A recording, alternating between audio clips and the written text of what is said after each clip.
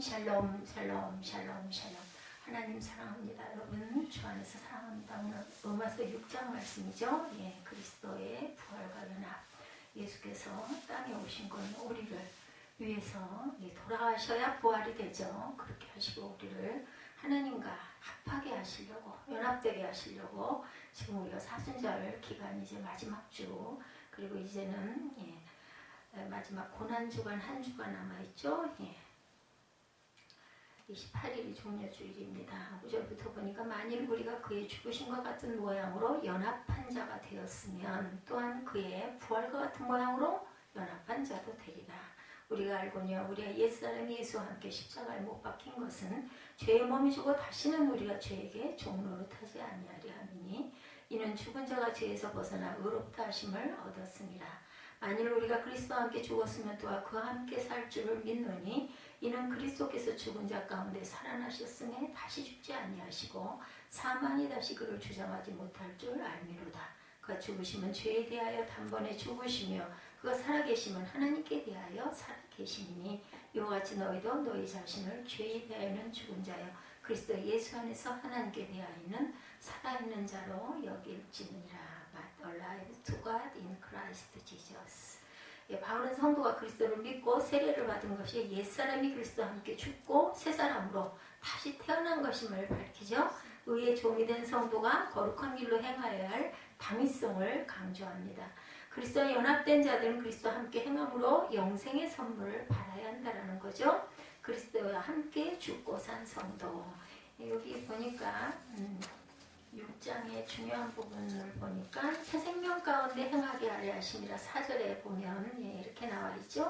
6장 4절에 그러므로 우리가 그의 죽으심과 합하여 세례를 받음으로 그와 함께 장사되었나니 이는 아버지의 영광으로 말미암아 그리스도를 죽은 자 가운데서 하신 것 같이 우리 또한 새 생명 가운데 행하게 하려 하심이라. 새 생명 가운데 행하려 하게 하신다. 로마서 6장 10절에서 11절, 베드로전서 2장 24절에 보면 죄에 대하여 죽고 의에 대하여 살게 하려 하심이라고 증거합니다. 고린도후서 5장 15절에도 그가 모든 사람을 대신하여 죽으시면 살아있는 자들로 하여금 다시는 그들 자신을 위하여 살지 않고 오직 그들을 대신하여 죽었다 살아나신 이를 위하여 살게 하심이라. 우리는 그리스도를 위하여 살아야 합니다. 로마서 6장 12, 3절에도 그러므로 너희는 죄가 너희 죽을 몸을 지배하지 못하게 하여 너희 지체를 의의 무기로 하나님께 드려라 하고 말씀하죠. 그래서 생명 가운데 우리가 행해 가야 한다. 우리가 새 생명을 받았으니. 그리고 마태복음 5장 13절에서 16절 너무 잘하는 말씀이죠. 너희는 세상의 소금이니, 그죠? 너희는 세상의 빛이라. 그래서 우리는 소금처럼 방부제 역할을 하고 빛으로 모든 어두운 것을 밝히고 비추는 그러한 존재들이 되어야 된다. 5절에도 그의 부활과 같은 모양으로 연합한 자라고 말씀하죠. 그의 죽으심과 같은 모양으로 연합한 자가 되었으면 부활과 같은 모양으로 연합한 자가 되어야 된다. 골로새 3장 1절부터 10절에 보니 그러므로 너희가 그리스도와 함께 다시 살리심을 받았으면 위의 것을 찾으라. 이는 너희가 죽었고 너희 생명이 그리스도와 함께 하나님 안에 감추어졌습니다. 우리 생명이신 그리스도께서 나타나실 그때 너희도 그와 함께 영광 중에 나타나리라. 그러므로 땅에 있는 지체를 죽이라. 음란과 부정과 사욕과 악한 정욕과 탐심이니 탐심은 우상 숭배니라. 너희가 서로 거짓말을 하지 말라. 옛사람과 그 행위를 벗어버리고 새사람을 입었으니 이는 자기를 창조하신 이의 형상을 따라 지식에까지 새롭게 하심을 입은 저와 여러분입니다. 몸의 사욕에 순종하지 말라고 12절에 이렇게 또 나와 있습니다. 그러므로 너희는 죄가 너희 죽을 몸을 지배하지 못하게 하여 몸의 사욕에 순종하지 말아야 된다. 갈라디아서 5장 19절에서 21절에 보면 육체의 일은 분명하니 곧 음행과 더러운 것과 호색과 우상숭배와 줄수가 이런 일을 하는 자들은 하나님의 나라를 유업으로 받지 못한다고 그러죠. 그래서 우리는 우리 지체를 하나님께 드리는 그러한 의의 무기로 드리는 존재들이 돼야 된다는 겁니다. 탐심을 절대 지니면 안 된다는 거죠. 베드로서 2장 2절에서 4절에도 여럿이 그들이 호색하는 것을 따르리니 이로 말미암아 진리의 도가 비방을 받을 것이요 그들이 탐심으로 지어낸 말을 가지고 너희로 이득을 삼으니 그들의 심판은 옛적부터 지체하지 아니하며 그들의 멸망은 잠들지 아니하느니라.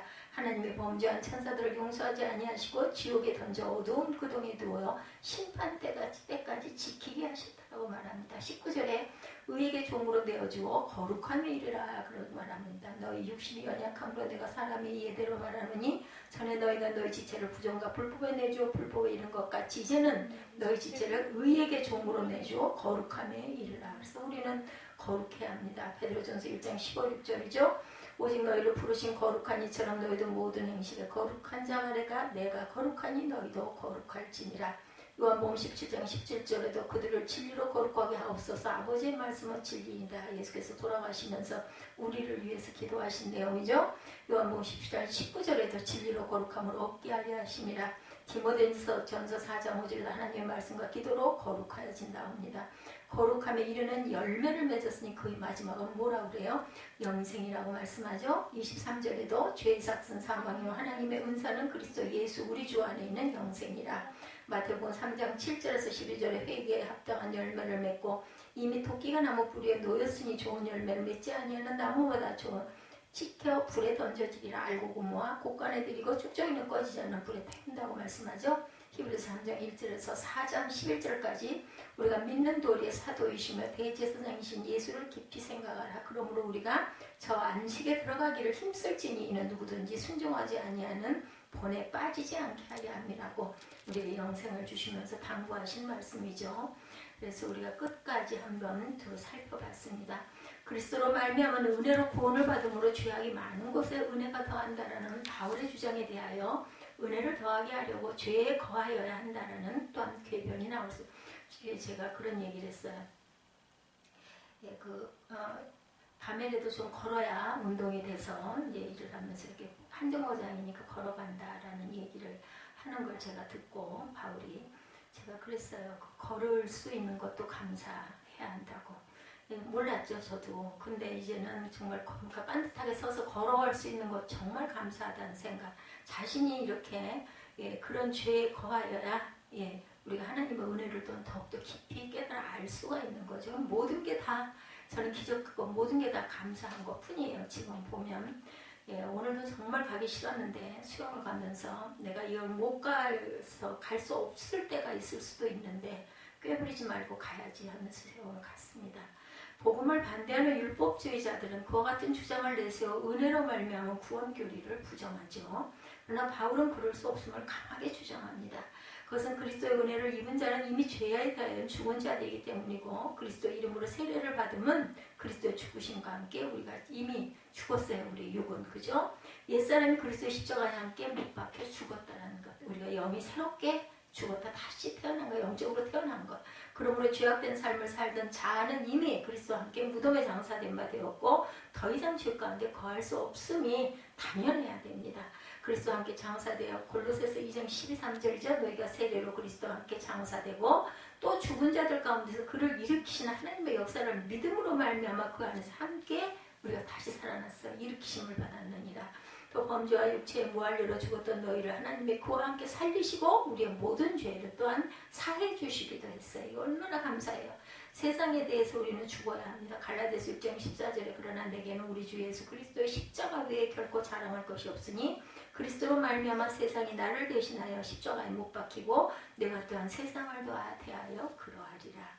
그리스도와 함께 산 성도들에서 4절에 말씀하죠. 성도가 세례를 받을 때 그리스도의 죽음의 연합됨을 상징한 동시에 그리스도의 부활의 연합되어 다시 새 사람으로 부활함을 증거합니다. 이는 그리스도께서 마지막 날 재림하실 때 성도의 육체가 실제적으로 부활하게 될 것임을 동시에 이미 믿음 안에서 일어난 영적 부활 사건을 의미한다라는 것.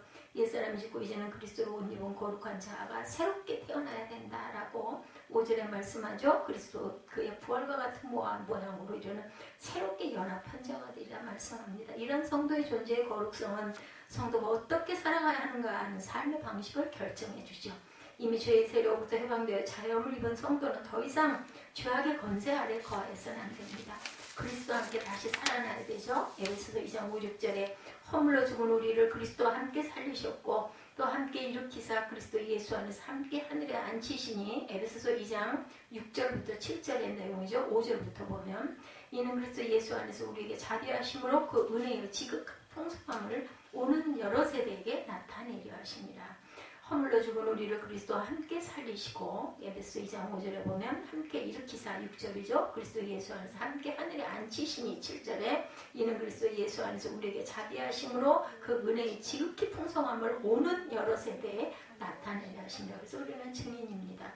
예수의 부활에 참여해야 합니다. 고린도후서 4장 14절에 주 예수를 다시 살리시니가 예수와 함께 우리도 다시 살리사 너희와 함께 그 앞에 서게 하실 줄을 아노라. 하나님께 대하여 우리는 또한 산 자라고 10절에 말씀하죠. 이와 같이 너희도 너희 자신을 죄에 대하여 죽은 자여 그리스도 예수 안에서 하나님께 대하여는 살아있는 자로라. 본문이기도 하죠. 이는 그리스도의 죽으심이 죄에 대하여 단번에 죽으심이고 그의 살리심은 하나님께 대하여 살리심으로 말미암으니라. 그러므로 성도는 자신의 죄에 대해는 죽은 자고 의에 대하여는 산 자로 여기 하나님의 거룩하심을 쫓아 행하는 의로운 삶을 살아가야 된다. 내가 거룩하니 너희도 당연히 거룩해야 한다. 바로 이와 같이 그리스도의 신분을 밝힘으로써 행위로가 아닌 은혜로 구원을 얻은 교리에서의 윤리적 근거를 제시하고 있습니다. 성도의 의를 행함은 구원을 얻기 위한 전제 조건으로서가 아니라 구원받은 자로서의 그 신분에 합당하게 행하려는 당위성의 근거를 두고 있다는 거죠. 죄를 없애려고 돌아가셨어요. 히브리서 9장 28절에도 증거합니다. 이와 같이 그리스도도 많은 사람의 죄를 담당하시려고 단번에 들이신 바 되셨고 구원에 이르게 하기 위하여 죄와 상관없이 자기를 바라는 자들에게 두 번째 나타나셨다. 양자의 영을 받았어요. 그죠? 로마서 8장 15절에 너희는 다시 무서워하는 종의 영을 받지 아니하고 양자의 영을 받았으므로 우리가 뭐라고 불러요? 아빠 아버지라 부르짖느니라. 그리스도의 연합한 자의 행동 양식에 대해서 13절에 말씀합니다. 그런즉 선한 것이 내게 13절 또한 너희 지체를 불의의 무기로 죄에게 내주지 말고 오직 너희 자신을 죽은 자 가운데 다시 살아난 자 같이 하나님께 드리며 너희 지체를 의의 무기로 하나님께 드리라. 의의 병기로 드려라. 의의 무기로 드려라. 바울은 그리스도 안에서 거룩함을 입은 성도에게 죄로 죽을 몸에 왕노릇하지 못하게 하여 몸의 사욕을 순종치 말아야 된다. 지체를 불의의 병기로 죄에게 드리는 것은 마귀를 기쁘게 하는 일이죠. 우리 예지같이 그렇게 하고 있어서 절대로 고쳐줄 수도 없고 살아날 수도 없고 참 문제는 너무나 허황된 욕심이 그 아이를 그걸 그럴듯하게 그렇게 해가지고 걔를 그냥 완전히 그냥 도구가 되고 이렇게 만들어 버렸어요. 어떻게 그러다 보니 엄마까지 우울하게 되고 건강이 좋을 리가 없죠. 참 마음이 아프더라고요. 그제는. 그래서 요즘에는 계속 좀 안부를 물어보고 했더니 불효라고 그러더라고요. 더 하실 텐데 이렇게 걱정을 시켜드릴 수 없잖냐고. 성도는 자신의 지체를 의의 병기로 드려 하나님을 기쁘게 하여야 하는데 이는 하나님께 순종하여 자신의 몸을 산 제물로 드리는 것을 의미합니다. 하나님이 기뻐하시고 온전하신 뜻이 무엇인가 분별하여 그 뜻대로 행하는 것이 하나님의 성도에게 기뻐 받으시는 향기로운 제물이라고 그러죠. 제사가 된다. 육체에 속하지 않은 병기가 돼야 합니다. 고린도서 10장 4절이죠. 우리 싸우는 무기는 육신에 속한 것이 아니요 오직 어떤 견고한 진도 무너뜨리는 하나님의 능력이라. 모든 이론을 무너뜨리며 하나님 아는 것을 대적하여 높아진 것을 무너뜨리고 모든 생각을 사로잡아 어디에 그리스도에게 복종하게 하니 너희의 복종이 온전하게 될 때 모든 복종하지 않은 것을 벌하려고 준비하는 중에 있느니라. 그리스도를 존귀하게 해야 되죠. 빌립보서 1장 20절에도 나의 간절한 기대와 소망을 따라 아무 일에든지 부끄러워하지 아니하고 지금도 전과 같이 온전히 담대히 살든지 죽든지 내 몸에 그리스도가 존귀하게 되게 하려 하나니 이는 내게 사는 것이 그리스도에 죽는 것도 유익함이라. 내게 사는 것이 그리스도니 죽는 것도 우리는 유익하다. 하나님의 뜻을 쫓아 살아야 된다. 베드로전서 4장 2절에도 그 후로는 다시 사람의 성욕을 따르지 않고 하나님의 뜻을 따라 육체의 남은 때를 살게 하려 함이라. 아멘. 은혜 아래에 있는 우리 성도들이죠. 14절에 죄가 너희를 주장하지 못하리 이는 너희가 법 아래 있지 아니하고 은혜 아래에 있습니다. 바울은 성도가 하나님을 기쁘시게 하기 위하여 순종하는 삶을 살아갈 때 죄가 그들을 주관하지 못할 것이라고 말하므로 승리를 강조합니다. 이미 성도는 그리스도 안에서 은혜 아래 있으므로 죄가 공격할지라도 능히 이길 수 있다는 거죠. 성도가 하나님을 의지하기만 하면 어떠한 세력도 성도를 넘어뜨리지 못한다. 이는 그리스도께서 이미 죄의 세력을 이기시고 부활하심으로 모든 믿는 자에게 승리를 보장하셨기 때문이다. 그러므로 성도는 죄의 세력에 대하여 두려움을 갖지 말고 믿음으로 대적하여 악의 세력을 물리치고 하나님의 선한 뜻을 이루어야 한다. 율법 아래 우리는 있지 않죠. 갈라디아서 5장 18절이죠. 너희가 만일 성령의 인도하시는 바가 되면 율법 아래 있지 아니하니라. 구원을 주시는 은혜를 우리가 받았어요. 디도서 2장 11, 2절이죠. 모든 사람에게는 구원을 주시는 하나님의 은혜가 나타나 우리를 양육하시되 경건하지 않은 것과 이 세상 정욕을 버리고 신중함과 의로움과 경건함으로 이 세상에 살고 이렇게 말합니다. 거룩함을 온전히 우리는 그렇기 때문에 이루어야 되죠. 고린도서 7장 1절에 그런즉 사랑하는 자들아 이 약속을 가진 우리는 하나님을 두려워하는 가운데 거룩함을 온전히 이루어 육과 영의 온갖 더러운 것에서 자신을 깨끗이 하자. 죄의 종과 의의 종에 대해서 16절에 말씀하고 있죠. 너희 자신을 종으로 내줘 누구에게 순종하든지 그 순종함을 받은 자의 종이 되는 줄을 너희가 알지 못하느냐. 본 죄의 종으로 사망에 이르고 혹은 순종의 종으로 의에 이르느니라. 바울은 성도가 율법 아래 있지 아니하고 은혜 아래 있다고 하여 죄를 범할 수 없음을 강력하게 주장합니다. 사람이 누구에 순종하느냐에 따라 그의 종이 되기 때문에 성도가 죄의 법을 따라 살면 죄의 종이 된다. 그런데 성도는 이미 그리스도 안에서 의의 종이 된 자들이므로 죄의 법에 순종할 수 없다는 것이 바울의 주장. 죄의 종은 사망에 이릅니다. 성도는 그리스도 안에서 사망 권세를 이기고 자유케 된 자이므로 더 이상 죄의 법을 쫓아 행해서는 안 되는 것. 죄가 왕노릇하죠. 로마서 5장 21절입니다. 이는 죄가 사망 안에서 왕노릇한 것 같이 은혜도 또한 의로 말미암아 왕노릇하여 우리 주 예수 그리스도로 말미암아 영생에 이르게 하려 합니다. 죄에 대하여 죽은 성도들이 되는데 로마서 6장 오늘 보면 10절 11절에 그가 죽으시면 죄에 대하여 단번에 죽으시며 살아계시면 하나님에 대하여 살아계심이니 이와 같이 너희도 너희 자신을 죄에 대하여는 죽은 자여 그리스도 예수 안에서 하나님에 대하여는 살아있는 자로 여길지니라. 죄에서 해방된 의의 종들이 우리는 다 됐어요. 죄로부터 해방되어 의에게 종이 되었느니라. 본래 죄의 종이었다가 복음을 순종하여 의의 종이 되었음을 바울은 주장하죠. 하나님께 감사하라고 합니다. 이러한 하나님께 대한 성도의 감사는 또한 우리의 삶 속에서 하나님의 거룩하심을 쫓아 행함으로 나타납니다. 바울은 전에는 지체를 부정과 불법에 드려 불법에 이른 것 같이 이제는 지체를 의에게 종으로 드려 거룩함에 이르라. 죄의 종으로 불법을 행할 때 맺는 열매는 뭐예요? 사망이죠. 성도는 죄인이었을 때 행하였던 불법한 행위들을 부끄러워함으로 더 이상 그러한 행위를 쫓지 말고 거룩함으로 행하여야 한다. 예지에게 주신 하나님의 말씀이 참 저는 참 생각할수록 어쩜 그렇게 기가 막히게 알고 그 말씀을 줬는데 그걸 거부했잖아요. 그죠? 예. 너희 원수를 사랑하며 너희를 미워하는 자를 선대하며 너희를 저주하는 자를 축복하며 너희를 모욕하는 자를 위하여 기도하라고 했어요. 본인이 생각하기에 원수라고 미워하는 자들을 위해서 축복하고 사랑하고 기도하라고 이미 하나님은 다 아시죠. 걔가 어떤 질병이 어떻게 몇 살에 어떻게 와서 어떤 일이 벌어질지를 우리는 모르는데 하나님은 아시는 겁니다. 죄의 결박이 풀려요. 그리 해야만. 그렇기 때문에 너는 그걸 해야 한다라고 말씀을 드렸는데 하물며 그것까지 거부를 했어요. 시편 116편 16절에 야훼여 나는 진실로 주의 종이요 주의 여종의 아들 곧 주의 종이라 주께서 나의 결박을 푸셨나이다 말합니다. 진리로 우리는 자유케 되어야 합니다. 요한복음 8장 32절에 진리를 알지니 진리가 너희를 자유롭게 할지니라. 하나님의 은사인 영생에 대해서 22절부터 23절까지 말씀하죠. 바울은 죄의 삭은 사망이지만 주님께서 주시는 은사는 그리스도 예수 안에 있는 영생이다. 그리스도 안에서 거룩한 길로 행하는 성도의 마지막은 영생이죠. 그러나 이제는 너희가 죄로부터 해방되고 하나님께 종이 되어 거룩함에 이르는 열매를 맺었으니 그 마지막은 영생이라. 죄의 삭은 사망이고 하나님의 은사는 그리스도 예수 우리 주 안에 있는 영생이니라. 성도는 이러한 소망을 바라보며 현재의 고난을 인내로 극복하고 영생의 복을 누리기 위하여 나아가는 것입니다. 그 얘기 들었어요? 여기 있는 그 병원에 가서 약 지은 거 7일분을 이틀 만에 다 먹었다고. 그리고 자기는 백병원 갈 거라고 난리를 친다고 그래서 혼자 다니게 하라고 그랬어요. 충분히 다닐 수 있으니까 신촌에 등록을 해가지고 몇 번 데리고 가지고 다음번부터는 약탈 때랑 상담할 때 본인 보내고 특별할 때만 엄마가 따라가게 그렇게 일생 동안 약 먹어야 할 텐데 그걸 무슨 수로 그 짓을 하냐고. 멀쩡한 사람까지 그거 전염되거든요. 그런 영적인 부분들이.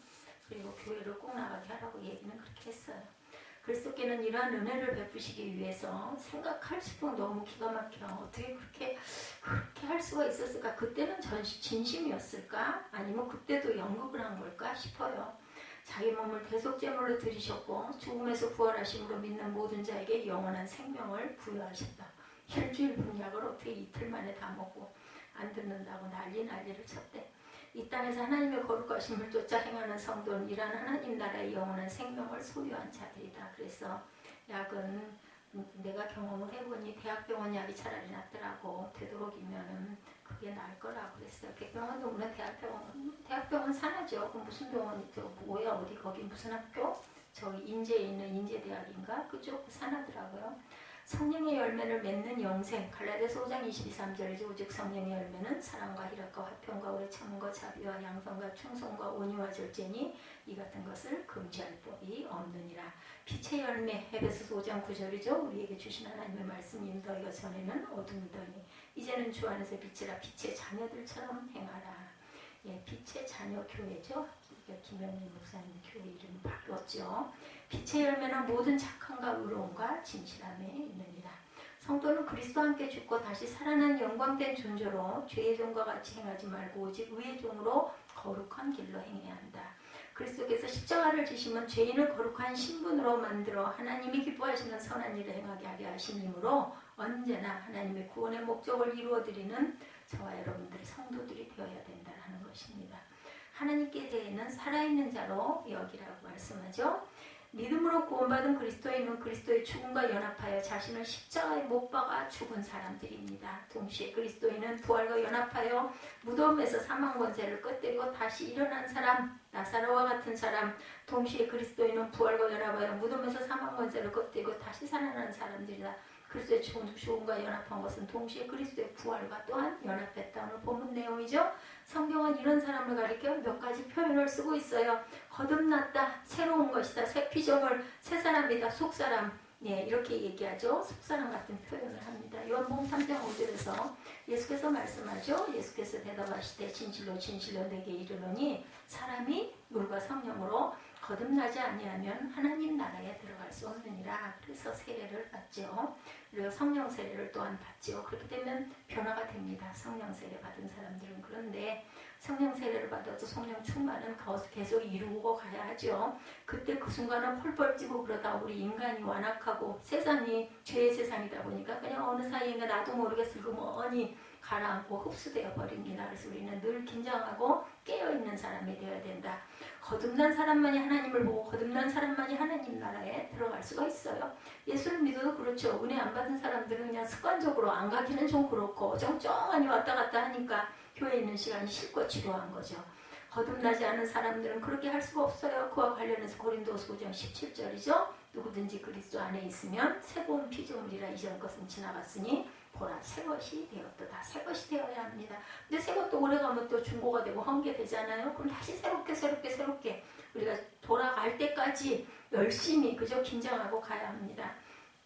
거듭난 그리스도인들을 가리켜 성경은 새로운 피조물이다 말합니다. 옛사람이 아니라 과거의 사람이 아니라 새롭게 태어난 사람이라는 뜻이죠. 고린도후서 4장 16절에도 새로운 피조물에 관해서 말씀하죠.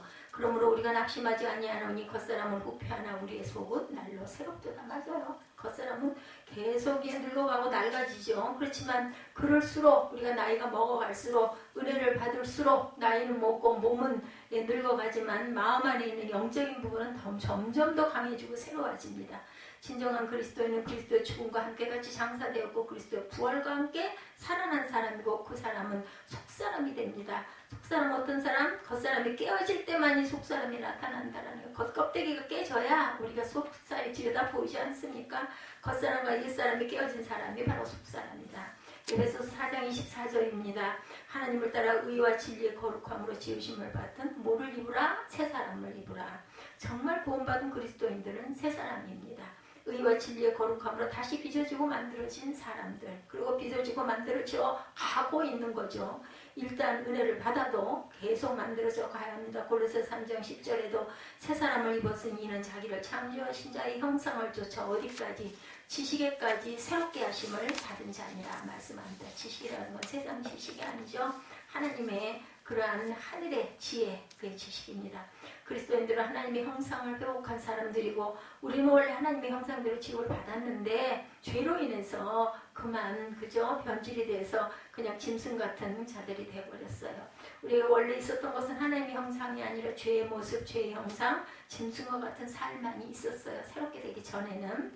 그러나 예수 그리스도 구원의 역사로 말미암아 죄의 형상들이 회복돼서 하나님의 형상으로 다시 거듭났습니다. 거듭난 사람은 지식까지 새로워집니다. 생각들이 새로워진다는 거예요. 생각 자체가 세상에 머물러 있으면 안 됩니다. 그래서 부정적인 생각, 부정적인 말은 마음에서 나오더라도 그걸 입으로 발설하지 말고 그것을 그냥 하나님께서 하시겠지 하고 그냥 믿고 가야 한다는 거죠. 눈에 보이는 건 다 부정적이고 그게 틀린 건 아니에요. 현상이 그렇기 때문에. 그렇지만 자꾸 우리는 눈으로 긍정적인 것을 바라보고 그리고 가야 합니다.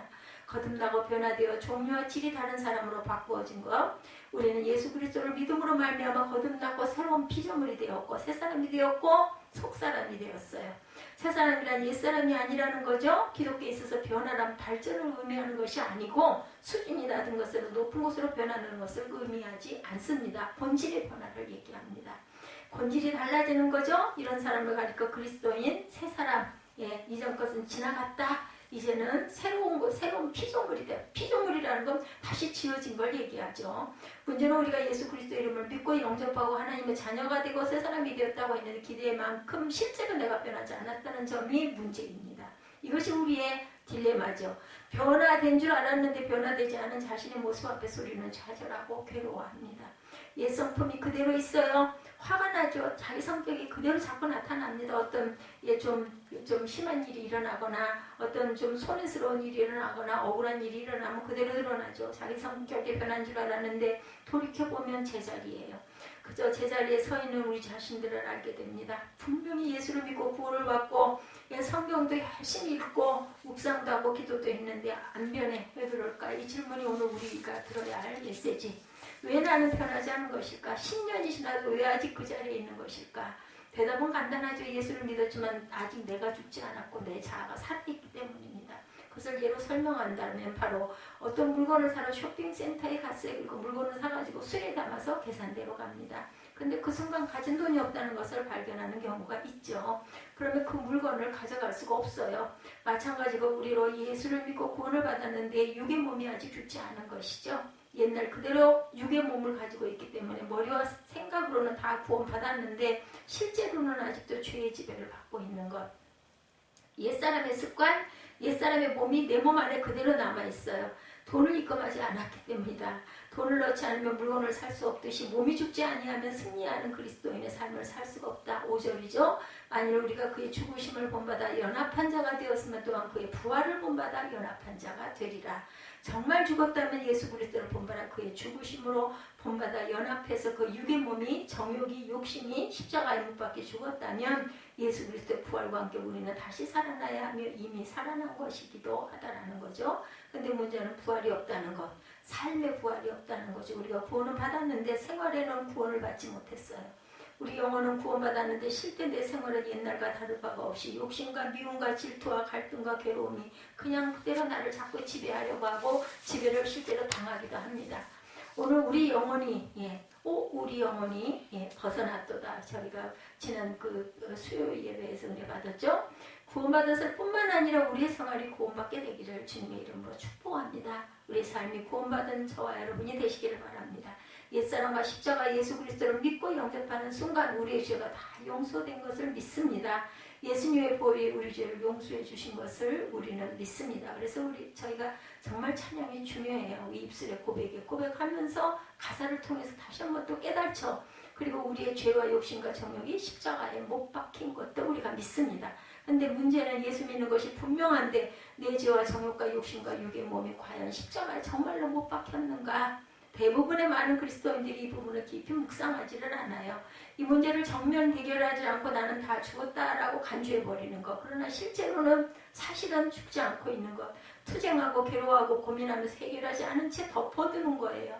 그런 우리는 어떤 환상 속에 삽니다. 구원받았다. 성령을 경험하는 영적인 어떤 환상 속에 자신을 도피시켜버리는 것. 실제 문제에 들어가지 않고 신앙생활을 도피하려고 합니다.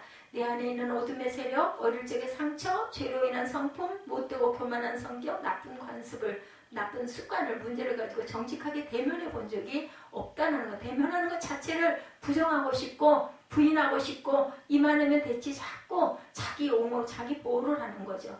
그런데 문제가 나타나면 나타날수록 우리는 찬송가를 더 많이 부리고 기도를 많이 해야 합니다. 예, 예산은 참 많아요. 요즘 어떤지 모르겠어요. 뭐 코로나 때문에 물론 없겠지만 코로나 이전에도 많이 그런 부분이 줄어들었었죠. 부흥 집회가 정말 제 어린 날들은 많았습니다. 예, 그리고 부흥 집회에서 열심히 은혜 받고 찬양하고 그러죠. 눈물 흘리고 그리고 난 다 해결되고 나는 깨끗해졌다 이렇게 생각을 하게 됩니다. 그러나 부흥 집회가 끝나고 설교가 끝난 다음에 내 자신을 돌이켜보면 문제는 그대로 남아있는 경우가 많아요. 깊은 병일수록 오랜 생활의 인내와 고통을 동반하는 치유의 시간이 필요하고 어떤 그 자기 자신을 자기가 컨트롤하려고 하는 그런 마음 자세가 가장 중요한데 그저 자꾸만 약에 의존하면 양량은 점점 늘어나고 예, 치료는 되지를 않아요. 거기에 내성이 생기기 때문에 한마디의 말 치유 시간을 통해서 내보는 고통이 고쳐지면 얼마나 좋겠는가.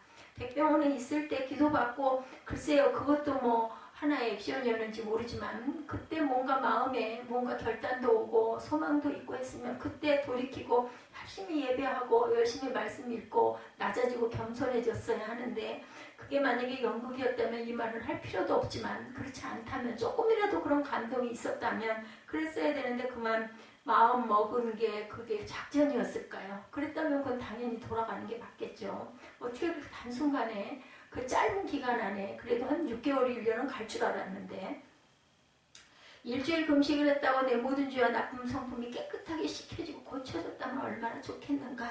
그러나 그렇지가 않아요. 일주일 뿐입니까? 40일 금식을 했어도 나중에 보면 자기 성품이 또 일어나는 걸 압니다.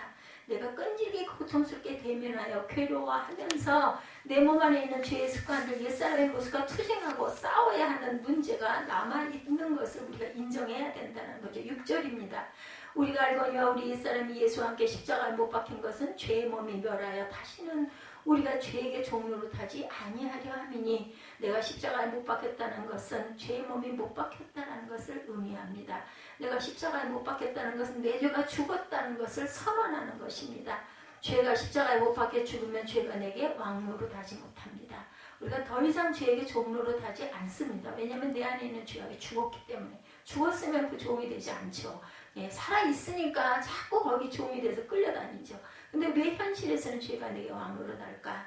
다 된 것 같은데 계속해서 돌이켜보면 내 안에 반복적인 죄를 내가 짓고 있는 걸 우리가 우리 모습을 봅니다. 안 죽었기 때문이죠. 죽은 줄 알았지만 실제로는 아직도 안에서 꿈틀꿈틀 자꾸 부추기는 거죠. 죄의 영향력을 계속 받고 갈등과 고민이 계속됩니다. 마음은 원이로되 육신이 약하여서 늘 넘어지게 되는 것. 오죽이나 하면 바울이 그렇게 고백했겠어요. 오라 나는 곤고한 자로다. 혹시 사람 죽는 것 여러분들 보셨습니까? 영화를 보다 보면 사람 죽는 내용이 가끔 나오죠. 그 모습을 보면 간단하게 죽는 것까지 보이지만 그렇게 간단하게 죽지 않는 경우들도 많습니다. 총으로 쏘고 칼로 찌르고 몽둥이로 때려도 사람이 잘 죽지를 않아요. 어떤 경우는 병으로 죽기도 하고 화가 나서 죽기도 하고 자살해서 죽기도 하죠. 그렇지만 남을 죽이거나 죽는 문제가 생각만큼 그렇게 쉽지는 않습니다. 자살을 하려고 했던 어떤 사람의 이야기 들어보면 문을 잠갔다 그래요. 면도칼로 동맥을 끊어서 죽는구나 싶으면 꼭 그때마다 사람들이 자신을 발견해서 병원으로 데려다 놓더랍니다.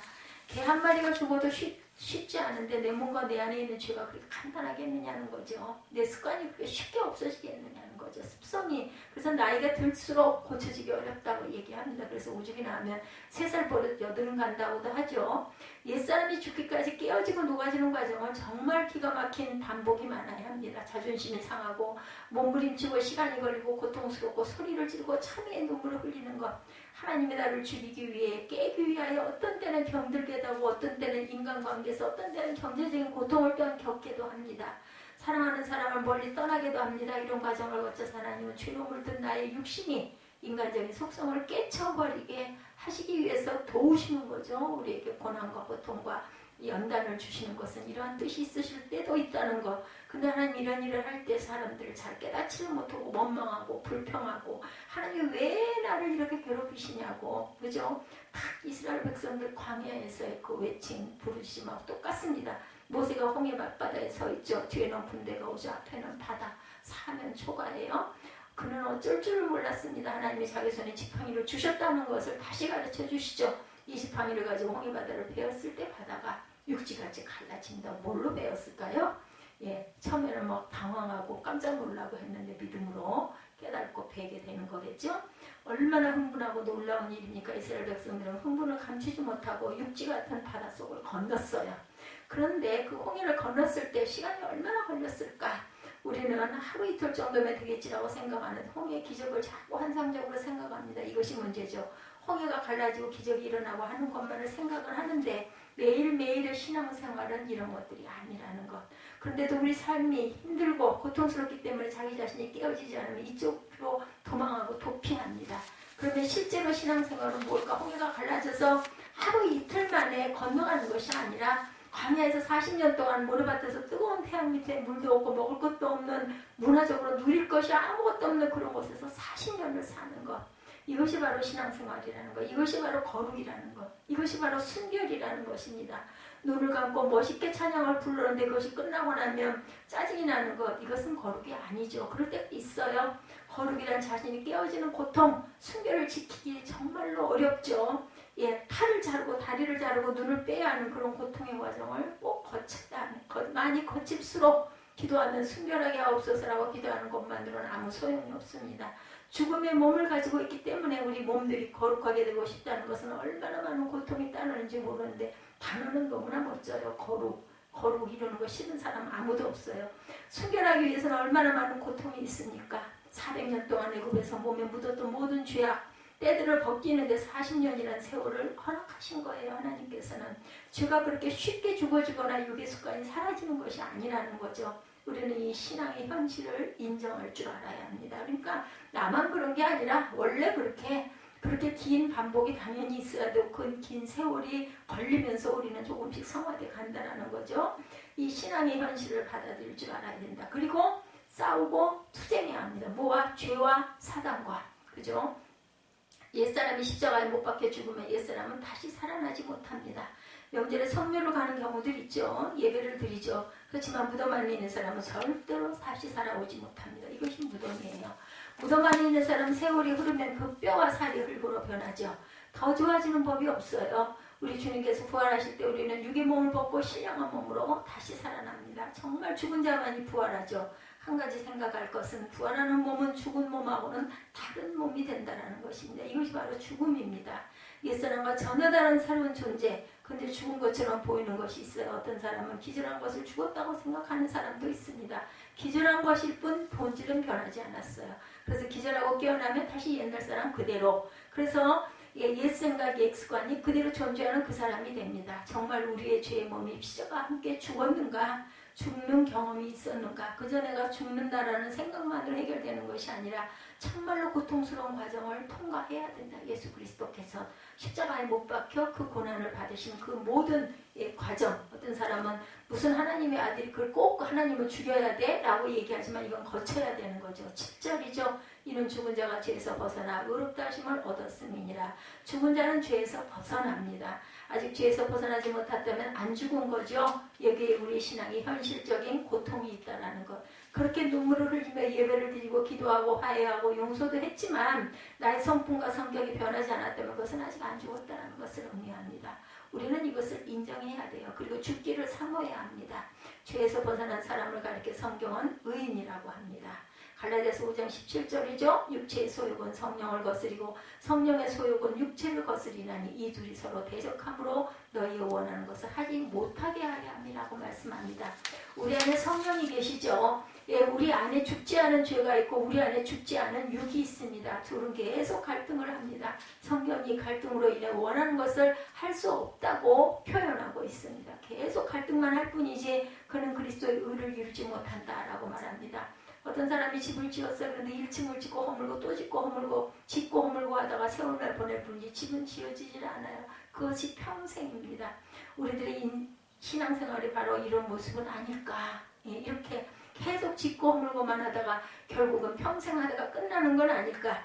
진리를 사모하나 진리에 이르지 못하고 구원을 사모하나 구원에 이르지 못하고 여러분이 그리스도의 제자가 되고 그리스도의 사람이 되고 싶지만 10년, 20년 지난 후에 돌이켜보면 아무것도 변한 게 없다면 얼마나 마음이 아프고 안타깝겠습니까? 회한과 참회와 눈물뿐이고 한숨뿐이죠. 마음은 원이지만 내 몸이 말을 안 들어요. 할 수 없고 내 안에 죽지 않은 죄가 아직도 그대로라는 것이 밝혀지는 것. 그래서 우리는 부활과 연합, 회개란 방향전환을 말씀하죠. 죄를 향하여 가던 사람이 하나님의 음성을 듣고 하나님을 만나 멈추고 방향을 바꾸는 거야. 아무리 빨리 뛰고 아무리 멀리 가도 소용이 없어요. 돌아올 때 멀기만 해. 방향전환을 안 하고 잘못된 길로 가면 하나님을 향하여 올라가는 것, 이것은 등산하는 것과 같습니다.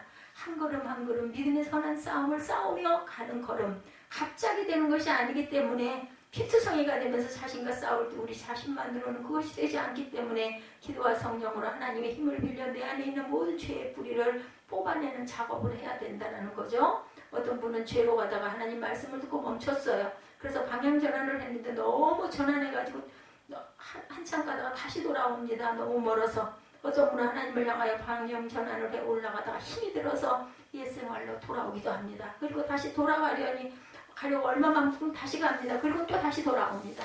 하나님은 할렐루야를 외치다가 다음 순간 다시 시궁창에 빠져 허우적거리는 자신을 발견하기도 합니다.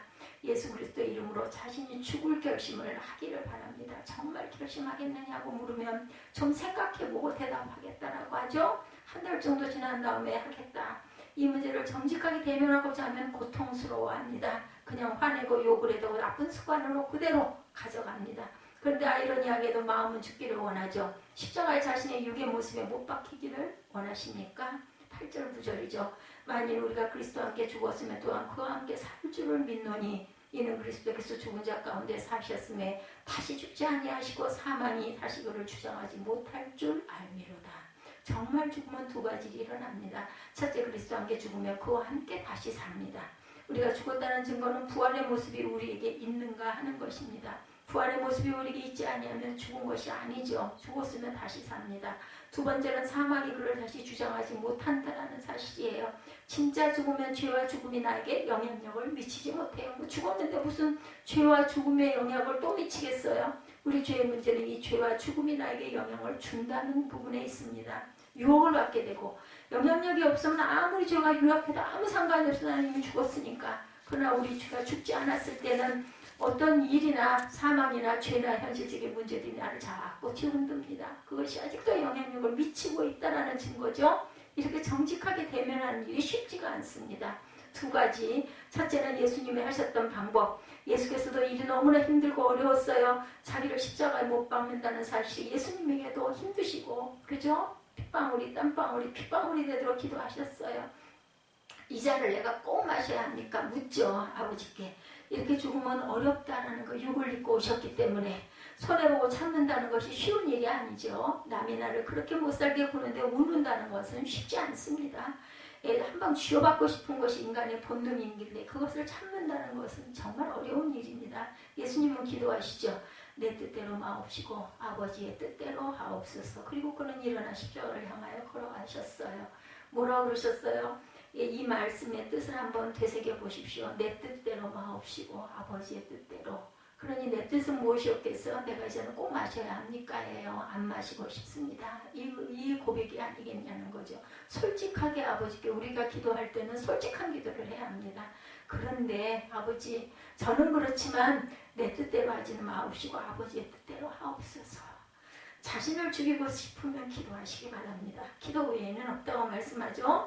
성경은 예수님의 땀이 피가 되도록 기도하셨다고 말씀해요. 이 말은 영적 전쟁이 얼마나 어려운 것인가에 대해서 증거합니다. 정말 무서운 싸움이죠.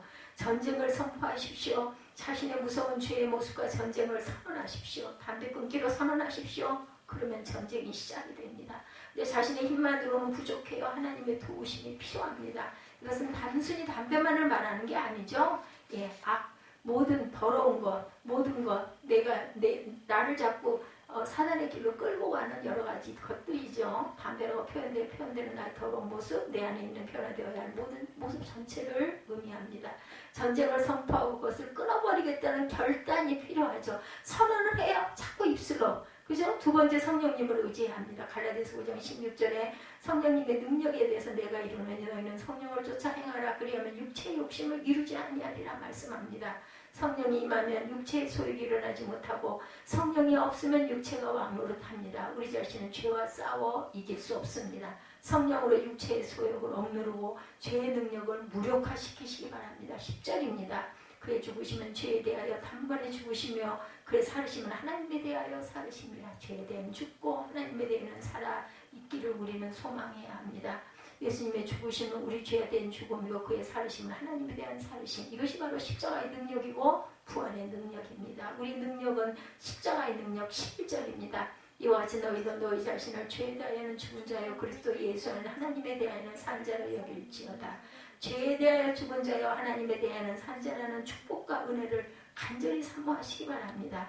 갑자기 되는 것도 아니고 어린아이가 걸음마 배우기를 시작하는 것처럼 처음에는 비틀거리지만 다시 일어나고 또다시 일어나서 산 자로서 죄와 싸우며 하나님을 향한 걸음을 끊임없이 계속해서 걸어가시는 저와 여러분의 발걸음이 되시기 바랍니다. 여러분 안에 있는 이 죄와 싸울 결심을 하시고 결단을 하시고 우리가 싸워야 할 대상가 바로 누구인지를 바로 알았으면 그 원수가 누구인지를 알았다면 오늘 결단하시고 그 길을 다시는 가지 않겠노라 선포 먼저 하시기 바랍니다. 작은 죄부터 시작하고 나중에는 큰 죄에 이르기까지 끊어버리게 되실 줄 믿습니다.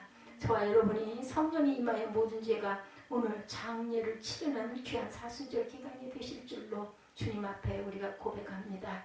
우리가 성령 체험하고 구원받았다 하면서도 아직도 죄의 노예가 되어 있고 죄의 습관이 우리에게 있는 것을 고백하십시오.